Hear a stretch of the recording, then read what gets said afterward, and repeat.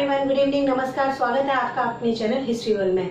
राजस्थान में 1857 की क्रांति हमने डिस्कस की है। आज एक नया टॉपिक स्टार्ट करने वाले हैं और वो है अपना राजस्थान में जो किसान आंदोलन हुए हैं वो सभी हम यहाँ पे डिस्कस करेंगे। तो राजस्थान के प्रमुख किसान आंदोलन ये अपना आज का टॉपिक है, जो कि अपने सभी एग्जाम में, राजस्थान में जो भी एग्जाम होते हैं, चाहे वो आरपीएससी फर्स्ट ग्रेड हो, सेकंड ग्रेड हो, पटवार हो, पुलिस हो, सभी में ये पूछा जाता है। ठीक है, तो शुरू करने से पहले एक बात और, प्रीवियस क्लासेस में जो भी टॉपिक अपने कंप्लीट हुए हैं उन टॉपिक्स में से अगर कहीं भी मैंने कोशिश की है कि आपको एक एक पॉइंट क्लियर करा दूं, समझा दूं अच्छे से, फिर भी लेकिन अगर कहीं भी कोई डाउट होता है, कहीं भी कोई कंफ्यूजन होता है तो आप मुझसे पूछ सकते हैं। ठीक है, बढ़ते हैं आज के टॉपिक पे।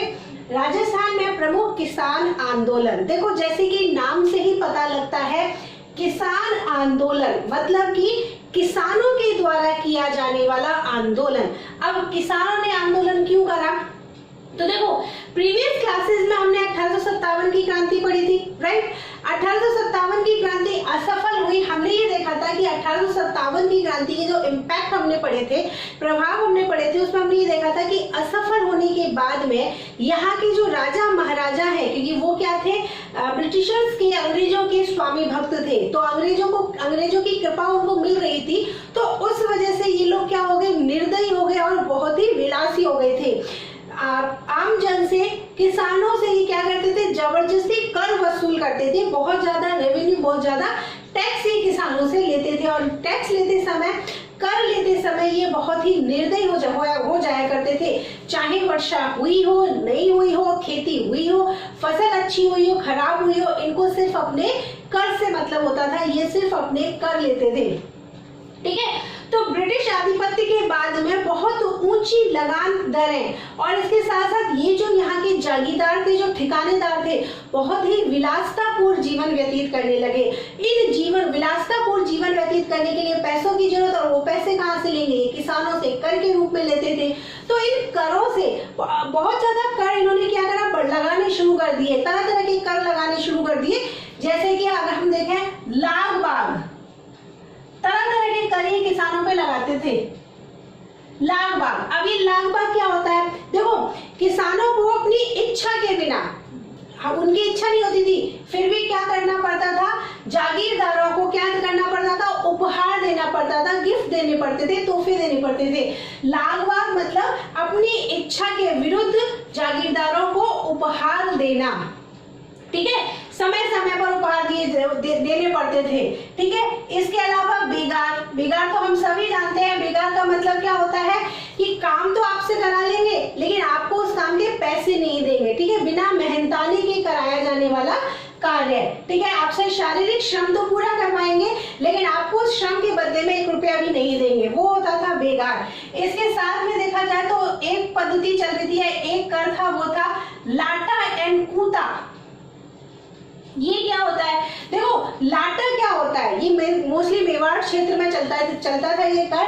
लाटा क्या होता है, इसमें फसल अधिकारी की देखरेख में, रेवेन्यू अधिकारी होता था, उस अधिकारी की देखरेख में सारी फसल काट ली जाती थी और उस कटी हुई फसल में से जो जागीरदार या ठिकानेदार का जो हिस्सा होता था ना, वो हिस्सा अलग करके ले जाया जाता था। ये तो होता था लाटा में।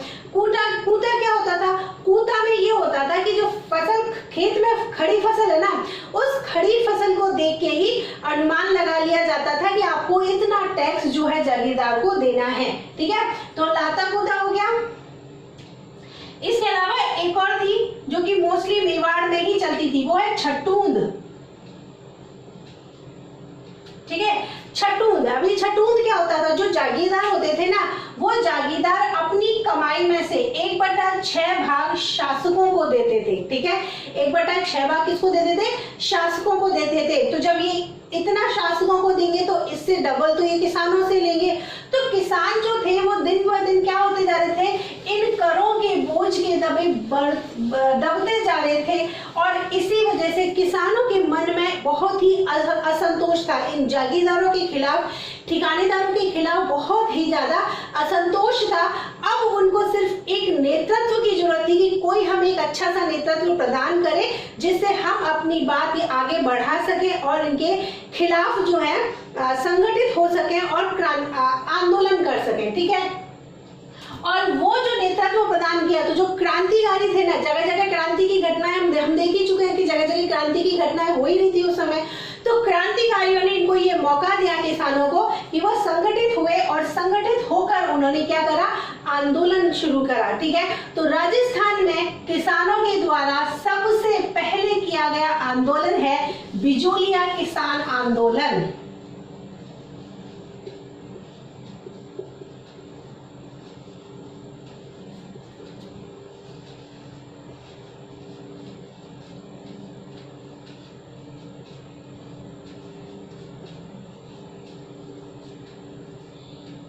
ठीक है, राजस्थान का, या फिर हम ये कह सकते हैं कि भारत का पहला संगठित किसान आंदोलन है बिजोलिया किसान आंदोलन। और ये जो बिजोलिया है वर्तमान में कहां पर है, तो ये है वर्तमान में भीलवाड़ा जिले में। कहां पर है, भीलवाड़ा जिले में। देखो एक कहानी की तरह समझना अच्छे से।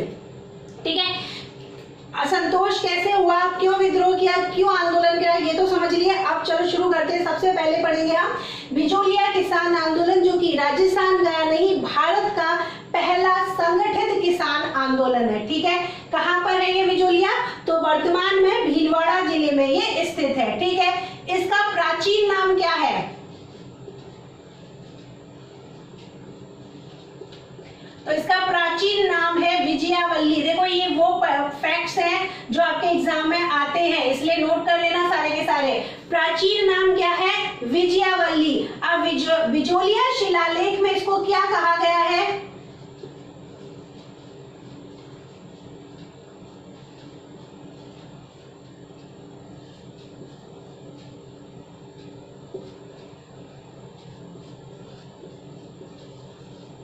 बिजोलिया शिलालेख में जो ऊपरमाल का जो क्षेत्र है उसको बोला गया है उत्तमाद्री। ठीक है, बिजोलिया शिलालेख में जो ऊपरमाल का क्षेत्र है उसको बोला गया है उत्तमाद्री। ठीक है, यहां तक क्लियर हुआ। प्राचीन नाम क्या है इसका, विजयावल्ली। ठीक है, मेवाड़ का ये प्रथम श्रेणी का ठिकाना था।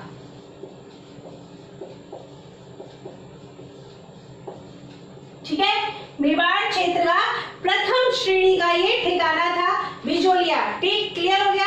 अब देखो यहाँ पे किसान कौन से थे, कई बार एग्जाम में पूछा जाता है कि किस जाति के किसानों ने यहाँ पर आंदोलन करा था, तो किसान थे यहाँ पर धाकड़ जाति के। ठीक है, कौन सी जाति के किसान थे, धाकड़ जाति के यहाँ पर किसान थे। संस्थापक कौन थे, किसने इसकी स्थापना करी बिजोलिया की, तो संस्थापक थे अशोक परमार। अब ये अशोक परमार कौन है, देखो अशोक परमार रहने वाले कहाँ के हैं, तो रहने वाले हैं ये जगनेर के। ठीक है, रहने वाले कहाँ के हैं, जगनेर के। और जगनेर वर्तमान में कहाँ पर है, यूपी आगरा में है। ठीक है, इतना क्लियर हो गया।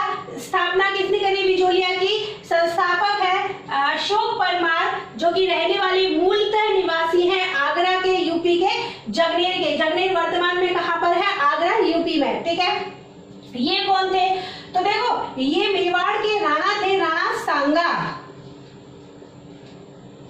ये राणा सांगा के सैनिकों में थे। ठीक है, ये राणा सांगा की सेना में थे। और जो 1527 में खानवा का युद्ध हुआ है, उस खानवा के युद्ध में इन्होंने बहुत ही वीरता का परिचय दिया था, बहुत वीरता पूर्वक युद्ध किया था। और इस वजह से प्रसन्न होकर राणा सांगा ने इनको ये बिजोलिया का क्षेत्र दिया था, बिजोलिया की जागीर प्रदान की थी। समझ में आ गया क्लियर। इन्होंने क्या करा था, 1527 में जो बाबर के साथ में राणा सांगा का खानवा का युद्ध हुआ था, उस खानवा के युद्ध में अशोक परमार ने अपनी वीरता का परिचय दिया था, बहुत वीरता पूर्वक युद्ध करा था। इसी वजह से प्रसन्न होकर राणा सांगा ने इनको बिजोलिया की जो है जागीर प्रदान की थी। यहाँ तक क्लियर आ गया। कौन सी जाति के किसान थे, तो धाकड़ जाति के किसान थे। अब देखो ये जो बिजोलिया है, ये छोटे छोटे गांव का समूह था। ठीक है, लगभग 83 गांव का ये समूह था।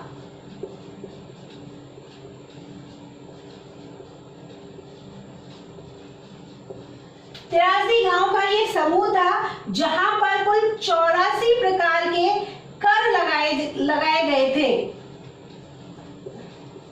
ठीक है, जो यहाँ के ठिकानेदार थे या जो जागीरदार थे उन्होंने यहाँ पर लगभग 84 प्रकार के कर लगाए थे। कर जैसे मैंने आपको बता ही दिया, लाटा पूता,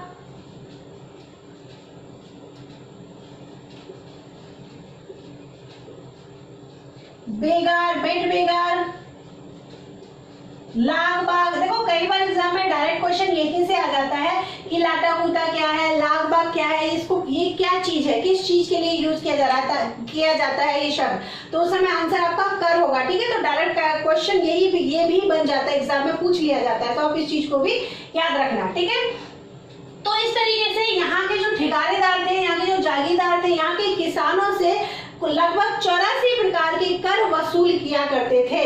लगभग 84 प्रकार के कर वसूल किया करते थे। ठीक है, बात है 1894 की, 1894 की बात है, और 1894 में बिजोलिया का एक नया जागीरदार बना। ठीक है, नाम क्या है, तो नाम है राव कृष्ण सिंह। ठीक है, राव कृष्ण सिंह। जैसा कि हमने देखा कि 84 प्रकार के कर यहाँ के किसानों से वसूल किए जाते थे। अब जब ये जागीरदार बना तो किसानों को मन में ये उम्मीद जागी कि अब नया जागीरदार आया है तो हो सकता है ये हमारे करों में कुछ रियायत हमें दे दे या करों में कुछ कमी कर दे। लेकिन इसने क्या करा, किसी भी तरह की कोई रियायत नहीं करी, किसी भी तरह का कोई कर कम नहीं करा। एज इट इज कर इसके साथ समय पर भी लिए जाते रहे। ठीक है, अब इस वजह से किसानों के मन में असंतोष जो है वो बहुत अधिक बढ़ गया, असंतोष बढ़ गया, बहुत ज्यादा दुखी हुए। 1897 की बात है। देखो 1897 में महत्वपूर्ण है, क्यों है, क्योंकि 1897 में बिजोलिया का एक गांव है जिसका नाम है गिरधरपुरा गांव।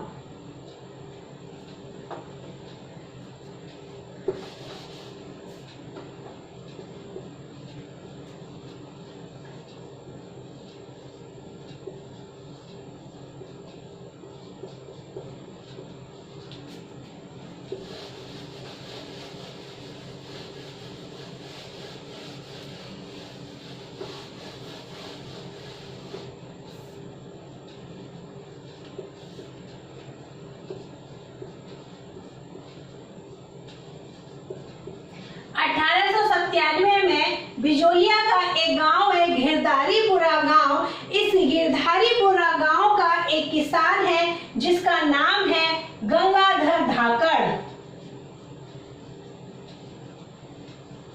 इस गंगाधर धाकड़ के पिता की मृत्यु हो जाती है और उसके 12वीं पर मृत्युभोज, 12वां का मृत्युभोज है। उस समय यहाँ पर कई किसान एकत्रित होते हैं। ठीक है, मृत्युभोज के समय यहाँ पर कई किसान एकत्रित होते हैं और वो किसान आपस में क्या करते हैं, विचार विमर्श करते हैं, या हम ये कह सकते हैं एक तरीके से पंचायत बिताते हैं। ठीक है, ये किसान आपस में विचार विमर्श करते हैं जिनका नेतृत्व किसने करा या फिर जिनका नेता कौन बना था, तो वो बना था साधु सीताराम दास।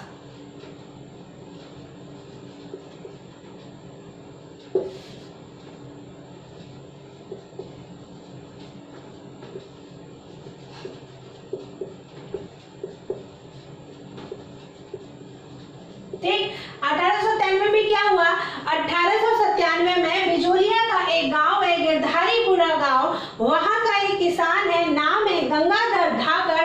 इसके पिता के 12वें पर, मतलब 12वें का जो मृत्युभोज होता है उस समय यहाँ पर बहुत सारे किसान इकट्ठे होते हैं। किसान इकट्ठे होते हैं तो ये आपस में क्या करते हैं, उन करों को लेकर के आपस में विचार विमर्श करते हैं। तो यहाँ पर ये जो साधु सीताराम है ये इन किसानों का क्या बनता है, लीडर बन जाता है। और ये क्या करते हैं, ये आपस में विचार विमर्श करके ये निर्णय लेते हैं कि हम दो व्यक्ति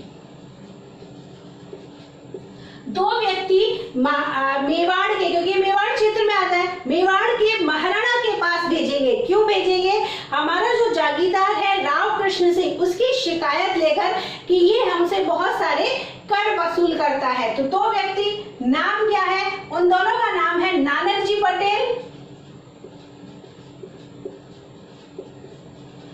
और टीकरी पटेल।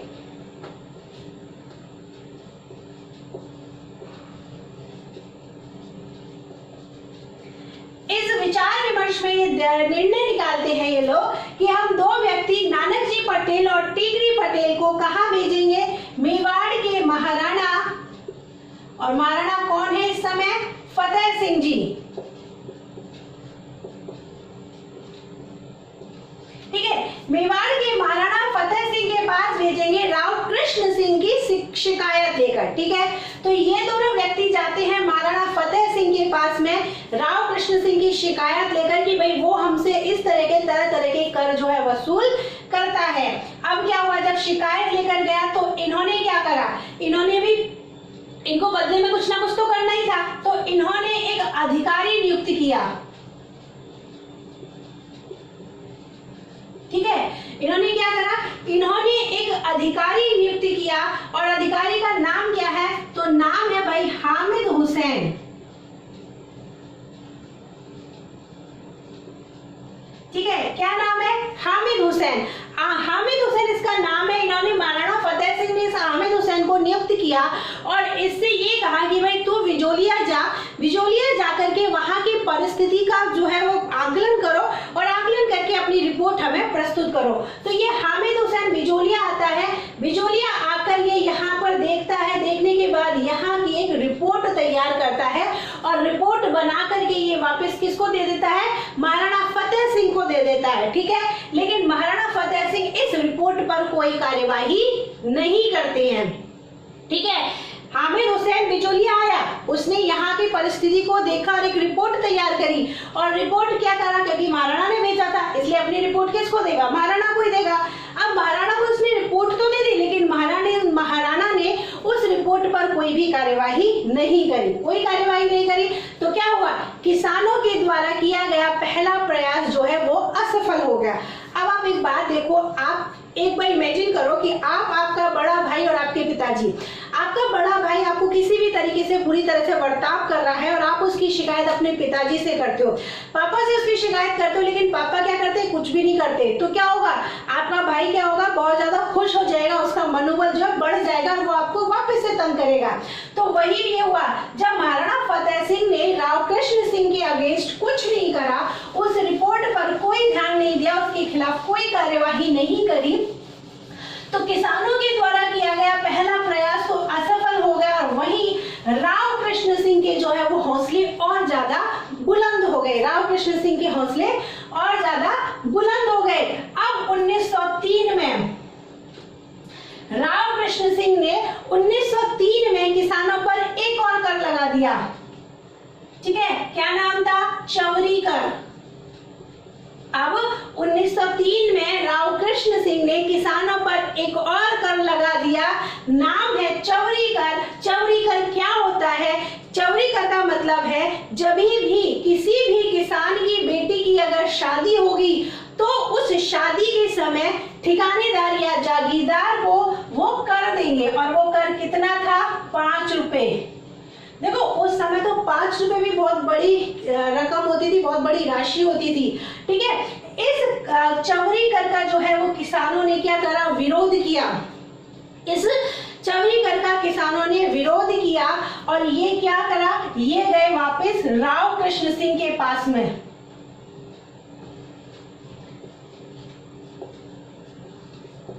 सभी के सभी किसान जो है वो राव कृष्ण सिंह के पास में गए, लेकिन राव कृष्ण सिंह ने क्या करा, किसानों की कोई भी बात नहीं सुनी, उनके साथ बहुत ही बुरा बर्ताव करा और बहुत ही अपमानजनक शब्दों का उन किसानों के साथ में प्रयोग किया।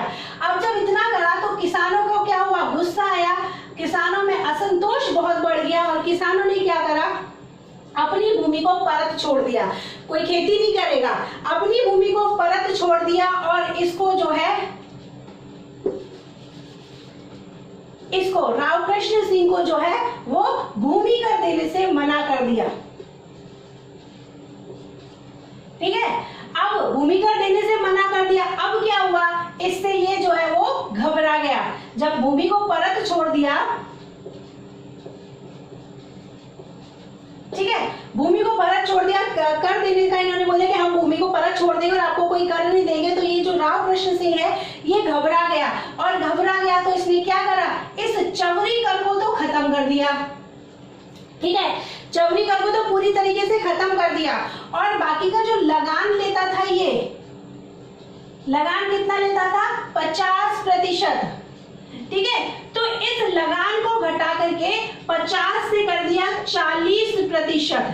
ठीक है, कितना कर दिया, 40% कर दिया। ये थी किसानों की पहली सफलता। ठीक है, ये थी किसानों की पहली सफलता। यहाँ तक क्लियर होगी सारी बात। अब देखो आगे देखते हैं। भाई ये बहुत लंबे समय तक चला था, तो एक क्लास में तो ये पूरा भी नहीं होगा, 2 क्लास में हम इसको पूरा करेंगे। ठीक है, अब देखो 1903 की कहानी समझ में आ गई। अब बात आती है 1906 में। 1906 में राव कृष्ण सिंह की तो मृत्यु हो जाती है। ठीक है, 1906 में राव कृष्ण सिंह की तो मृत्यु हो जाती है और नया जागीरदार बनता है पृथ्वी सिंह। ये भी उससे एक कदम आगे निकला। ठीक है, नया जागीरदार कौन बनता है, पृथ्वी सिंह बनता है। और पृथ्वी सिंह ने क्या करा, किसानों पर एक नया कर थोप दिया। अब वो क्या था, तलवार बंधाई कर।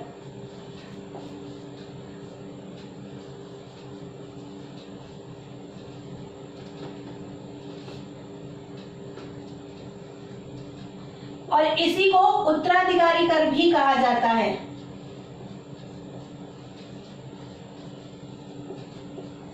उत्तराधिकार कर या उत्तराधिकार शुल्क।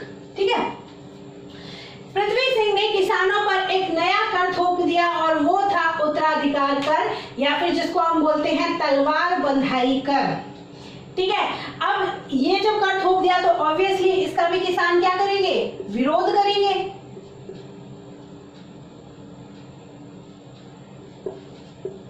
इस कर का भी किसानों ने क्या करा, विरोध किया। इस कर का भी किसानों ने विरोध किया। नेतृत्व किसने करा, देखो साधु सीताराम दास,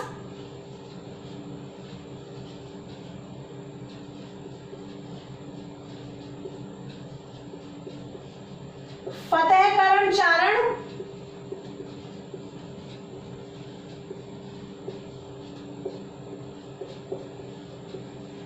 और एक व्यक्ति है जिनका नाम है ब्रह्मदत्त। इनके नेतृत्व में इन किसानों ने इस तलवार बंधाई कर का विरोध किया और इन्होंने अपनी भूमि को खाली छोड़ दिया, या अपनी भूमि को पूरी 1913 में पूरी की पूरी भूमि को परत छोड़ दिया। उपरमाल क्षेत्र की सारी भूमि को इन्होंने परत छोड़ दिया, और इस जो है पृथ्वी सिंह है, इसको किसी भी तरीके का कोई भी भूमि कर, कोई भी टैक्स नहीं दिया। अब जब इतना करेंगे तो ऑब्वियसली ये इसको क्या होगा, बहुत गुस्सा आएगा।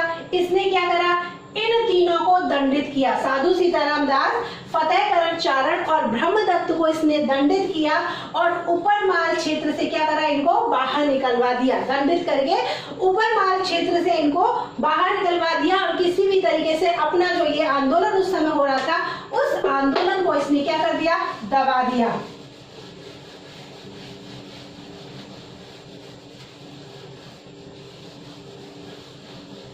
ठीक है, ये बात कब की है, 1913 की। अब 1914 में इस पृथ्वी सिंह की भी मृत्यु हो जाती है। 1914 में इस पृथ्वी सिंह की भी मृत्यु हो जाती है, और जब इस पृथ्वी सिंह की मृत्यु होगी तो ऑब्वियसली एक नया जागीरदार आएगा। नया जागीरदार कौन था, नाम है केसरी सिंह। ठीक है, अब ये केसरी सिंह कौन है, ये इस पृथ्वी सिंह का ही बेटा है, लेकिन ये क्या है, इसकी उम्र कम है, आयु कम है, अल्पवयस्क बेटा है इसका, अल्पवयस्क जागीरदार है, ये पृथ्वी सिंह का ही बेटा है। 1914 में ये यहाँ का नया जागीरदार बना, और 1916 ही वो समय है जब बिजोलिया किसान आंदोलन में विजय सिंह पथिक का आगमन होता है।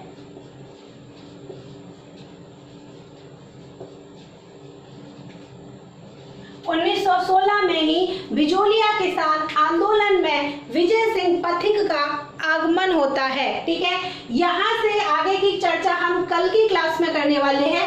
1916 से बिजोलिया किसान आंदोलन का नेतृत्व कौन करेंगे, विजय सिंह पथिक करेंगे, जिसके बारे में हम चर्चा करेंगे अपनी कल की क्लास में। आज अगर कहीं भी कोई भी डाउट हो तो आप कमेंट करके पूछ सकते हैं। अगर आपको ये टॉपिक अच्छा लगा हो, ये क्लास में अगर आपको समझ में आया हो तो वीडियो को लाइक कीजिए, दोस्तों के साथ में शेयर कीजिए, चैनल को सब्सक्राइब कीजिए। मिलते हैं कल इससे आगे का अपनी पूरी प्रोसेस लेकर के। तब तक थैंक यू सो मच।